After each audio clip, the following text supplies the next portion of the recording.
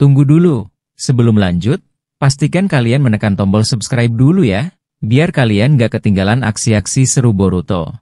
Cerita dimulai ketika Boruto dan Momoshiki berhasil memaksa Jura memuntahkan Orochimaru. Meskipun begitu, Jura tetap berusaha melepaskan diri. Minato lalu memperkuat segelnya sambil berkata dengan nada tegas, "Kau tidak punya kesempatan lagi untuk kabur dari sini. Jadi berhentilah memaksa." Minato menatap Jura dengan serius, memastikan bahwa segelnya tidak goyah. Adegan kemudian beralih ke dimensi lain, tempat Boruto memindahkan banyak orang. Di sana, mereka bekerja sama menghadapi ratusan ribu Sumeaka.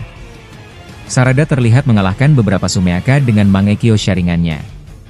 Sambil menunjuk ke arah belakang, ia berkata, "Kita harus mundur ke sana.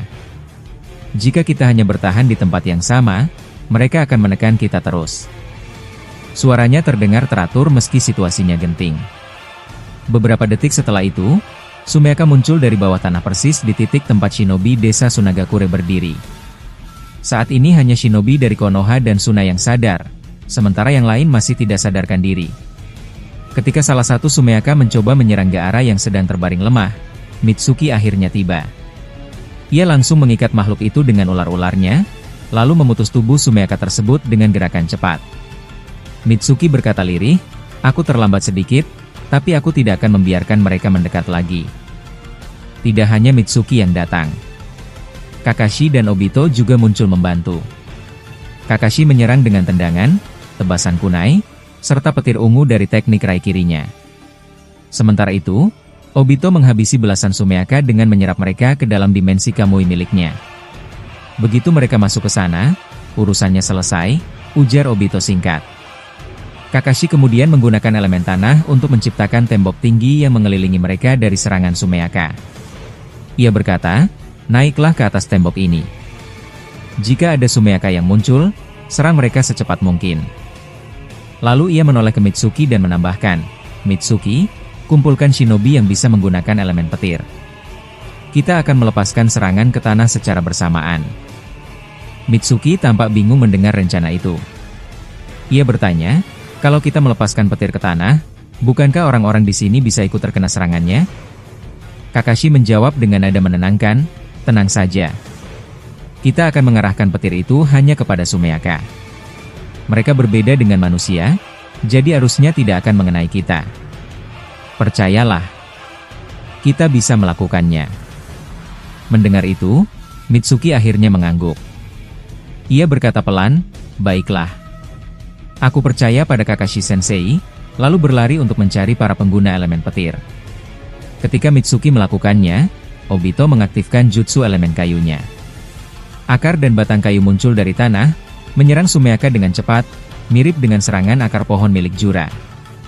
Obito berkata, "Aku akan menjaga sisi ini. Jangan biarkan mereka mendekat." Sementara itu di Konoha, Kawaki muncul melayang dekat Shibai di atas bulan. Ia melihat Ishiki dan Code berada di sekitar sana, namun perhatiannya tetap pada Shibai. Shibai menatap Kawaki lalu berkata dengan nada datar, "Apapun yang kau lakukan tidak akan menghasilkan apa-apa. Kau tidak bisa menyelamatkan dunia ini, Kawaki." Kawaki menjawab sambil menahan emosi, "Itu hanya pendapatmu. Aku tetap yakin bahwa usahaku tidak akan gagal." Shibai menggeleng pelan, lalu berkata lagi, "Bukan itu maksudku, bocah. Maksudku, kau ditakdirkan berada di pihak yang sama denganku. Kau adalah bagian dari penghancur tatanan dunia ini, sedangkan Boruto adalah penyelamatnya. Karena itu, usahamu untuk menghentikanku tidak akan berguna. Bukan kau yang ditakdirkan menyelamatkan dunia ini." Perkataan itu membuat Kawaki kesal. Ia tidak suka dibandingkan dengan Boruto. Walaupun saat ini ia bekerja sama melawan Jura dan ancaman lain, ia tetap berpegang pada prinsipnya untuk menghabisi Boruto suatu saat nanti.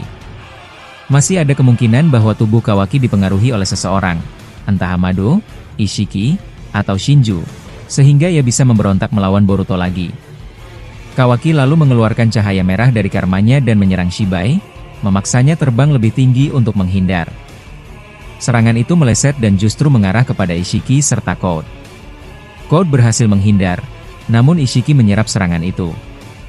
Ia berkata sambil tersenyum tipis, "Kau berkembang pesat, Kawaki. Ini adalah salah satu kekuatanku yang paling kuat. Kau hampir menjadi diriku yang kedua. Jika kita bekerja sama, mungkin kita bisa melawannya. Kawaki membalas dengan tegas, aku tidak tertarik bekerja sama denganmu. Jangan mendekat lagi. Setelah itu, Shibai melayang tinggi lalu mengeluarkan kekuatan lain. Belasan naga muncul dari permukaan bulan dan langsung menyerang Kawaki. Kawaki mengecilkan beberapa naga, tetapi sebagian lainnya terus maju. Ia mengaktifkan lengan karma untuk menahannya. Saat Kawaki mulai kewalahan, Madara yang sebelumnya terlempar kembali ke Konoha muncul dan memotong naga-naga itu dengan pedang Susanoo-nya. Setelah itu ia menyerang dengan petir ungu dan melumpuhkan sisa naga.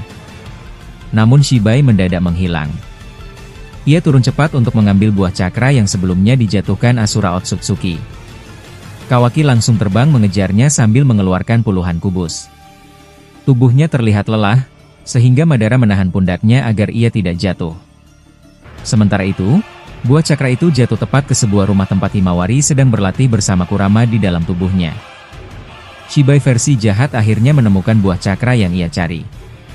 Ketika ia mendekatinya, ia merasakan adanya cakra yang sangat kuat berasal dari dalam sebuah rumah. Rasa penasaran membuatnya mengaktifkan Byakugan untuk melihat ke dalam. Namun ia terkejut ketika matanya tidak mampu mendeteksi cakra di tubuh Himawari. Dengan ekspresi bingung, ia berkata, "Bagaimana mungkin? Mataku tidak bisa melihat cakranya sama sekali. Ini tidak masuk akal. Tidak seharusnya ada manusia yang bisa menyembunyikan cakra seperti ini. Tapi aku yakin dia adalah anak perempuan itu, anak Uzumaki Naruto." Shibai masih mencoba memahami apa yang terjadi pada Himawari. Sementara itu, teori mengatakan bahwa Byakugan Himawari mungkin menjadi penghalang sehingga Shibai tidak dapat membaca cakranya, seolah ada dinding yang melindungi tubuhnya. Ada kemungkinan mata Himawari dapat berkembang menjadi Tenseigan, seperti mata milik Toneri Otsutsuki. Hal ini wajar karena Byakugan pada dasarnya adalah warisan langsung dari Otsutsuki dan dapat berevolusi, seperti yang pernah terjadi pada Toneri. Kurama sebelumnya juga pernah menyebut bahwa Himawari adalah manusia yang sangat istimewa, dan kini Shibai pun mengatakan hal serupa. Mungkin keduanya melihat potensi yang sama. Mengingat judul, Boruto, Two Blue Vortex, ada kemungkinan salah satu pusaran itu merujuk pada Himawari. Setelah itu, Shibai perlahan masuk ke dalam rumah untuk memastikan siapa pemilik energi yang ia rasakan. Kurama yang sedang melatih Himawari langsung menyadari ada seseorang yang mendekat. Ia berkata dengan nada serius, "Himawari, berhenti dulu. Ada seseorang yang datang." Himawari pun menghentikan latihannya dan terlihat terkejut melihat sosok Shibai berdiri di depannya. Shibai tersenyum kecil, lalu berbicara dengan suara yang terdengar tenang tetapi licik. "Anak, aku bisa merasakan potensi besar di dalam dirimu. Sebenarnya aku menyayangkan fakta bahwa kau lahir sebagai manusia. Padahal aku menginginkan seseorang sepertimu menjadi bagian dari klan Otsutsuki. Tapi karena kau memiliki kemampuan yang berbeda, aku tertarik untuk membawamu pergi. Jika kau ikut denganku, kau akan menjadi pemimpin bagi dunia baru Otsutsuki." Tepat ketika Shibai hendak mendekat, Kawaki dan Madara muncul di pintu rumah. Kawaki langsung berdiri di depan Himawari dan berkata dengan nada tegas, "Tidak mungkin aku membiarkanmu membawa Himawari pergi." Setelah itu ia mengayunkan batang besi hitamnya ke arah Shibai. Shibai melompat mundur untuk menghindar, lalu menendang Kawaki hingga tubuhnya terlempar ke belakang. Melihat situasi yang memburuk, Kurama di dalam tubuh Himawari segera menyinkronkan cakranya dengan cakra Itachi yang sebelumnya ia titipkan pada Himawari.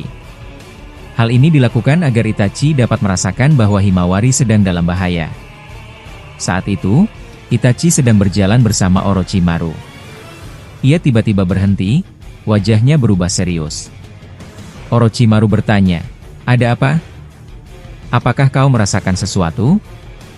Itachi menjawab, "Sepertinya Anda harus melanjutkan pencarian itu sendiri. Aku baru saja merasakan adanya ancaman terhadap Himawari, dan aku harus segera pergi ke sana." Sementara itu, Boruto dan Naruto tidak merasakan keberadaan Shibai sama sekali. Mereka sedang berdiskusi dengan Minato mengenai benda misterius yang sebelumnya dibawa oleh Jura. Minato menjelaskan bahwa benda itu telah dipindahkan oleh beberapa orang yang mengaku mendapat perintah dari tetua desa. Naruto terkejut dan bertanya, Apa Shikamaru tahu tentang ini? Minato menjawab dengan tenang, tenang saja, Naruto. Aku sudah menaruh segel Hiraishin pada benda itu, jadi aku tahu posisinya. Di saat itu, Boruto tiba-tiba jatuh berlutut. Naruto panik dan bertanya, Boruto, ada apa? Apa yang kau lihat? Boruto menahan mata jogannya sambil mengatur napas. Ia berkata, mata jogan kembali menunjukkan ramalan baru. Tapi anehnya, waktunya sangat dekat dengan waktu kita sekarang. Momoshiki di dalam tubuhnya lalu bertanya, kalau jogan sudah aktif lagi dan mengeluarkan ramalan baru, apakah itu berarti jalur waktu yang sebelumnya rusak sudah mulai pulih?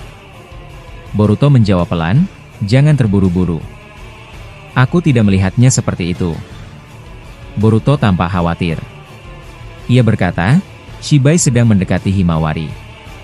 Dia berniat membawa Hima pergi. Mendengar itu, Naruto memucat dan berkata pelan, Himawari? Namun sebelum mereka bergerak, ramalan Jogan menunjukkan gambar lain. Boruto berkata kepada ayahnya, Jogan memperlihatkan dua hal. Pertama, aku melihat Himawari yang berubah, berdiri di garis depan melawan musuh. Tapi gambarnya tidak jelas. Kedua, aku melihat sosok Amado, tetapi aku tidak mengerti apa perannya. Momoshiki berkata dalam hati, semua ini tidak terjadi tanpa sebab. Setiap ramalan pasti membawa dampak. Naruto kemudian bertanya, apakah mungkin ramalan sebelumnya gagal karena time travel itu sudah rusak? Namun jura yang terikat oleh segel Minato tiba-tiba berkata, kalian lupa? Sasuke sebelumnya sudah mati. Boruto dan Naruto terdiam, kemudian Boruto berkata, benar, ramalan pertama itu memang terjadi, tapi kita berhasil mengubah hasil akhirnya dan menyelamatkan Paman Sasuke. Itu berarti kita mungkin bisa mengubah ramalan berikutnya juga. Boruto lalu menjelaskan kedua ramalan itu kepada Momoshiki, Naruto, dan semua orang yang ada di sana, termasuk jura yang masih terikat. Sementara itu Shibai versi baik dari masa lalu belum muncul. Ia masih berusaha memperbaiki jalur waktu yang rusak. Ia percaya gurunya masih berada di dalam Jogan Boruto dan tidak menyadari bahwa gurunya sudah tidak ada. Kesalahpahaman ini membuat perhitungannya meleset. Cerita pun berlanjut dengan semakin banyak misteri mengenai Himawari, Amado, dan pertarungan melawan Shibai yang semakin dekat. Setelah itu, adegan kembali ke Kawaki. Ia terlihat kesal sambil berusaha berdiri lagi setelah tubuhnya terlempar dan menghantam tembok. Sambil mengatur napas, ia berkata, tendangannya kuat sekali. Aku bahkan tidak sempat melihat gerakannya. Tapi aku tidak punya pilihan. Aku tidak boleh membiarkan dia membawa Himawari pergi. Kawaki lalu menoleh ke sekeliling seakan mencari seseorang. Boruto, di mana kau? Kenapa kau tidak merasakan keberadaan Dewa Otsutsuki ini? Ia mengumpat pelan sebelum terbang kembali menuju Shibai. Di sisi lain, Madara segera mengangkat Himawari dan melindunginya dengan membentuk serangan petir ke arah Shibai. Namun Shibai menyerap serangan itu dengan mudah, lalu menciptakan sebuah pelindung yang mengurung Madara dan Himawari. Dengan wajah tegang, Madara berkata, ini situasi yang buruk. Tapi aku tetap akan menjaga anak ini. Ia memusatkan cakra Juubi dan memunculkan bola-bola Gudodama yang mengelilingi tubuhnya. Salah satu Gudodama meluncur dan menyerang Shibai. Shibai menangkapnya, tetapi Madara langsung mengubah bentuk Gudodama itu hingga menyebar dan membungkus tubuh Shibai dengan cepat. Saat Shibai sibuk melepaskan diri, Madara mencoba memecahkan pelindung untuk kabur, tetapi gagal. Kawaki tiba dan berusaha menghancurkan pelindung itu dari luar. Ia memukulnya beberapa kali sambil berkata, aku tidak akan membiarkanmu menyentuh mereka. Namun usahanya tetap tidak berhasil. Dari dalam tubuh Himawari, Kurama berkata dengan nada serius, Himawari, coba gunakan kekuatanmu. Kau harus membantu mereka. Himawari ragu-ragu dan berkata pelan, apa aku bisa? Aku tidak yakin ini berhasil, tetapi ia tetap mengaktifkan Byakugan dan memasuki mode lock-on miliknya. Ia meninju pelindung Shibai sekuat yang ia bisa. Dalam sekejap, pelindung itu retak lalu pecah. Madara dan Himawari pun berhasil keluar dan langsung menjauh sebelum Shibai terbebas dari Gudodama. Begitu Shibai berhasil melepaskan diri, ia terkejut melihat pelindungnya hancur. Dengan suara pelan ia berkata, Ayah Momoshiki saja tidak pernah bisa keluar dari perisai ini, tapi anak manusia itu bisa menghancurkannya. Ia menyentuh sisa pelindungnya lalu berbisik, anak ini benar-benar titisan sesuatu yang besar. Aku ingin tahu seperti apa perubahan yang akan ia alami dan apa pengaruhnya untuk peradaban mereka. Shibai melayang naik, mencoba mengejar Madara dan Himawari. Namun tiba-tiba sebuah pedang Susanoo terbang menghampirinya. Ia menahan pedang itu sambil berkata terkejut, "Pedang ini Totsuka?" Itachi muncul dan menyerang dengan api Amaterasu, memaksa Shibai mundur. Tubuh Shibai sedikit terbakar sebelum ia menepisnya. Itachi kembali muncul di depannya dan mencoba menebas dengan pedang Totsuka, tetapi Shibai menangkis dengan cepat. "Kau selalu membuat masalah," kata Shibai dengan nada kesal. Saat Shibai bersiap menggunakan kekuatan besarnya untuk menyingkirkan tubuh Edo Tensei Itachi, Boruto muncul menggunakan Hiraishin, berpindah melalui pedang logam yang sedang Itachi genggam. Ia menarik Itachi, dan mereka berdua menghilang kembali ke tempat Naruto berada. Saat mereka tiba, Itachi melihat Himawari sudah berada di dekat Naruto dan langsung merasa lega. Sementara itu, Shibai yang kehilangan jejak mereka melayang turun dan muncul di halaman rumah Naruto. Dengan tatapan tajam, ia berkata singkat, "Aku akan mengambilnya nanti. Tidak peduli apapun yang kalian lakukan." Setelah itu ia terbang naik menuju bulan. Ia mulai menjatuhkan kubus-kubus yang menopang satelit itu agar bulan jatuh ke bumi. Ishiki mendekat, terlihat tidak setuju. Ia berkata, "Tuan Shibai, seorang Otsutsuki seharusnya tidak membuat kerusakan seperti ini." Di bawah sana, Boruto bertanya kepada Itachi, "Itachi-san, di mana Orochimaru sekarang?" Itachi menjawab, "Dia pergi sendiri ke kuil klan Uchiha. Aku rasa dia sudah berada di sana." Adegan pun berganti ke Orochimaru yang tiba di halaman klan Uchiha yang sudah rusak berat akibat serangan Shibai sebelumnya. Ia menghancurkan salah satu rumah dan menemukan pintu masuk menuju kuil Uchiha. Ia membuka sebuah gulungan yang dibawanya untuk mengetahui cara mengeluarkan Sasuke dari segel Totsuka. Ia mengaktifkan segel kutukan miliknya, mengalirkan kekuatan itu ke gulungan, namun tiba-tiba muncul sebuah catatan kecil. Catatan itu berbunyi, "Kau tidak akan bisa menggunakan kekuatan Uchiha untuk eksperimenmu, Orochimaru." Orochimaru terkejut dan berkata, "Apa ini? Jangan-jangan dia menulisnya sebelum gulungan ini aku ambil?" Setelah membaca lebih jauh, ia sadar bahwa gulungan itu ternyata milik Danzo. Orochimaru mendecak pelan dan berkata, "Padahal aku yang membuat lengannya seperti itu.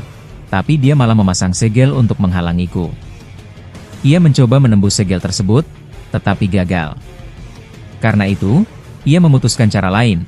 Ia akan memanggil kembali Danzo dengan Edo Tensei hanya untuk memaksa Danzo membuka segel itu.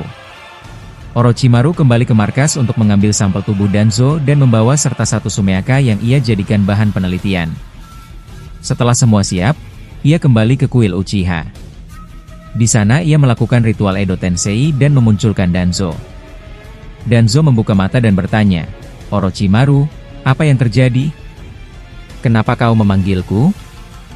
Orochimaru menjawab tenang, "Seharusnya aku yang bertanya begitu. Tapi aku membangkitkanmu karena aku butuh kau membuka segel pada gulungan ini." Danzo menghela napas dan berkata, "Aku sudah menduga bahwa kau akan melakukan sesuatu dengan kekuatan Itachi. Bukankah aku dulu pernah membiarkanmu mempelajarinya?" Orochimaru menjawab, "Iya, tapi itu tidak cukup.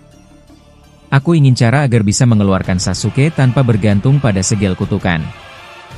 Namun Danzo tidak langsung setuju. Ia tetap bersikap keras kepala seperti saat masih hidup. Adegan kembali kepada Boruto yang menatap Himawari dengan ekspresi serius. Himawari terlihat bingung dan berkata, "Kak Boruto, kenapa kau melihatku seperti itu?" Boruto menjawab, "Aku hanya ingin memastikan, apakah ramalan itu benar tentang dirimu." Tiba-tiba kata Koji muncul. Lewat kata itu, Koji berkata, "Boruto, kau harus bertindak sekarang. Bulan hampir menyentuh bumi." Koji tidak berlebihan. Bulan semakin cepat karena kubus milik Kawaki dan Ishiki yang menahannya mulai hancur oleh Shibai. Boruto, Madara, dan Naruto langsung terbang ke atas untuk mencoba menahan bulan. Di bawah, Amado, Minato, Kawaki, dan Obito bersiap membantu. Amado akhirnya mencoba memindahkan pohon cakra dari desa Kumo untuk menghentikan jatuhnya bulan. Namun ketika ia sampai di desa Kumo, ia terkejut melihat pohon itu sudah ditebang. Di sisi lain, Jura yang terikat oleh segel Minato memunculkan pohon Shinju kecil yang tiba-tiba menyerap tubuh Kawaki dan menariknya masuk ke dalam.